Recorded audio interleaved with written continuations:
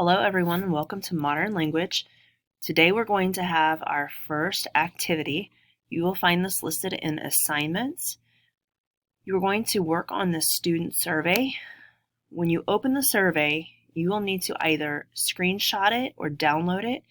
You're going to answer the questions based on your thoughts and opinions right now. In this class, you're going to learn about communication and how language works.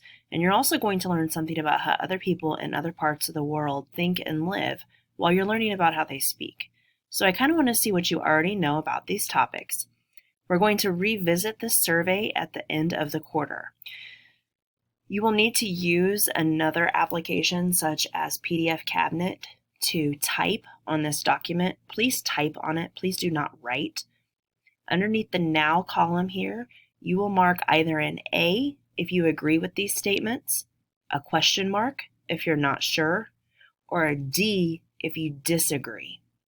At the very bottom, you're just going to find 4 questions to answer, short questions to answer as well.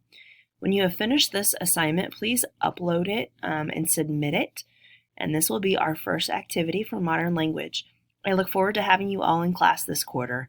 Please feel free to contact me, message me if you have any questions at all. Thank you.